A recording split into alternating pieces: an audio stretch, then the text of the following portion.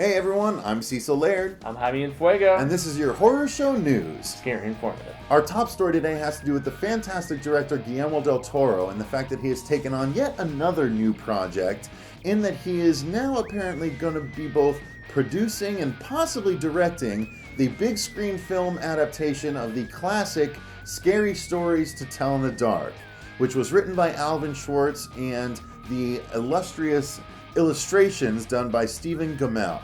These books were pivotal in a lot of children's lives, including my own, which we will get to in the editorial section. But I personally am very excited to see what the fantastic director can do with such an iconic book series. Yeah, and those illustrations seriously haunted my nightmares for many years as a child. They were very, very scary. Indeed. And in our next story, we have a scary bit of news which can be taken in one of two ways depending on the viewer's opinion on one, Mr. M. Night Shyamalan, who has been rumored and is now confirmed to be adapting a reboot of the iconic Tales from the Crypt series for not HBO, but in fact Turner Network Television, TNT, yes. And with the resurgence of anthology with stuff like Black Mirror and also films like Tales from Halloween, the upcoming holidays, and various others, it seems like the anthology horror telling is fully in vogue once again, and with Shyamalan's recent success on The Visit, it seems like they are taking a chance on him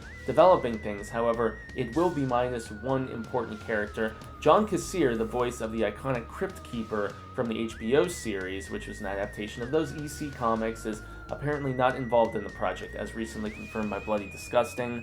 It is very disconcerting, but there are unfortunately rights issues involved with this. HBO owns the rights to the Crypt Keeper, and the EC Comics rights are all that have been secured by Mr. Ted Turner. So we'll see how everything transpires, but fingers firmly crossed that we can see something exciting salvaged, but we'll save more about this for the editorial section. Absolutely. Hopefully we'll be able to get a little bit more Tales from the Crypt.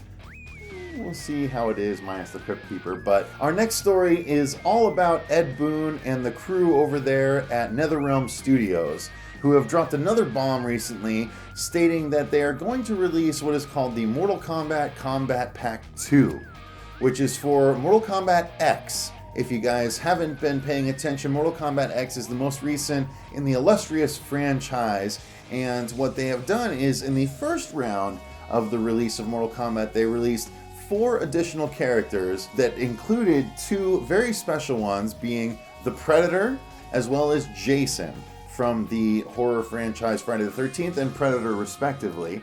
Now they have announced that in the Kombat Pack 2, they are going to release 4 new characters, including Bo-Ray Cho, who is the drunken master of martial arts in the Mortal Kombat series. Baracho.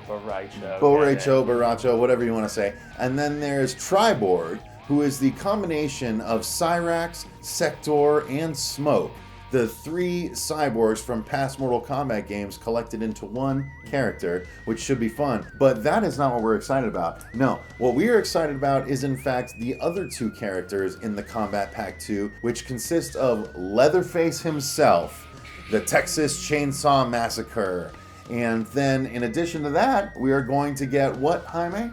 We're going to get some aliens, man. A little bit of xenomorph action, exactly. So stay tuned to the Horror Show channel, because you know you're going to be able to see a little bit of Predator versus Alien and Jason versus Leatherface going forward in a future Let's Play. So deeply excited about Mortal Kombat X stretching their wings and including even more cool characters for us horror fans to love and enjoy. Exactly. Now all we need is a return from Freddy and Michael Myers to make his debut on the next combo pack, and we'll be all set. Exactly. So our final story of the day is probably the saddest one that we have to mention. At 89 years old, Mr. Angus Scrimm, who is most notably known as the Tall Man in the Phantasm series, a series that I myself had my horror, my love of the genre itself shaped when I first saw Phantasm 2, and this is delving more into an editorial section, but yes, it was a series that really touched this particular journalist's heart and scared it, no doubt, and gave me some sleepless nights. But he was originally supposed to take part in a full Phantasm anniversary reunion in Lexington, Kentucky this past fall for the Scare Fest, but unfortunately due to ailing health he was not able to make it with his other cast members, and he still was able to phone in and speak briefly with everyone at the panel, which was exciting, but unfortunately that was a sign of things to come, and his work with Don Coscarelli, amongst others, will be renowned and beloved for many generations to come, I am sure. Absolutely. Angus Scrimm, rest in peace, sir. Thank you for all of your work, specifically in the Phantasm movies. You mentioned the Scarefest convention. We actually were lucky enough to go and cover the convention. You guys will be able to see those episodes soon. But we got to participate in the Phantasm panel, which they had, which Mr. Scrimm was supposed to take part in, and obviously we have transferred into the editorial section of the news for this week. Yeah, and he still kind of did become involved. He did, in fact. Don Coscarelli got him up on the cell phone, and he basically had Angus say hello to the whole... Yep, he held the phone up to the microphone. He said hello to the audience, and question. He actually got to deliver his token line. He got to say "boy" for everyone. It was fantastic. And then Don Coscarelli said, "Angus, should we let you go?" And he said, "No, I'd like to listen." Yeah. So he stayed on for the entirety of the hour-long panel. It was great.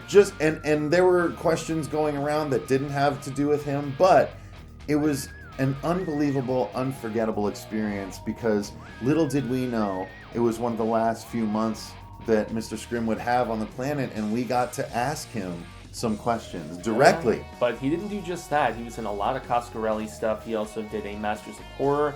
He was actually playing more of a regular character chained down in almost like a boiler room basement type area, appealing to this girl who had been kidnapped by this big hulking man. But he was also the narrator in Wishmaster. He did many things, and he's forever going to be beloved in the genre, like I said. And the exciting thing is that Coscarelli recently confirmed for Entertainment Weekly that Phantasm Ravager, the 5th and final installment, is definitely being released in 2016, either the first or second quarter of the year, along with a 4K transfer of the original Phantasm, which is actually being done by Bad Robot, J.J. Abrams' company. So nice. You can expect a pristine transfer. It's going to look beautiful. They're talking about both an anniversary screening of that to honor Angus along with the new film as a possibility at certain theaters. So a lot of great ways for us to just kind of honor his memory and his greatness too, because he was a hell of a thespian. Absolutely, he was. So major props and thank you to Mr. Angus Scrimm. We appreciate you. Brief moment of silence. Indeed.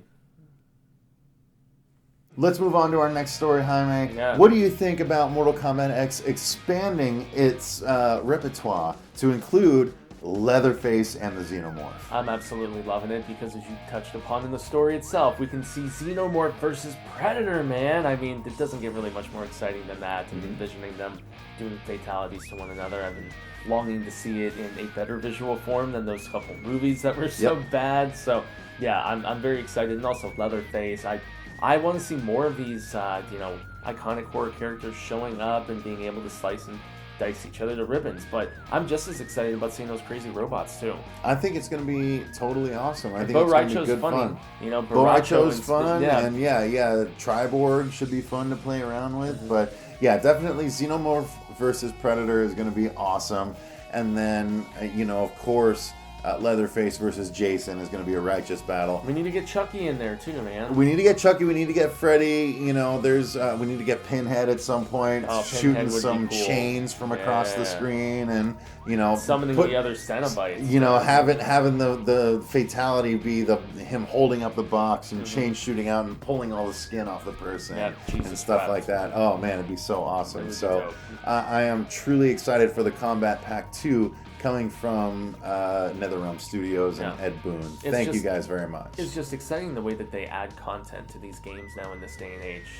It's just so much additional playability. I love it. Yeah, absolutely. A very worthwhile purchase from 2015 if you guys picked up the new Mortal Kombat.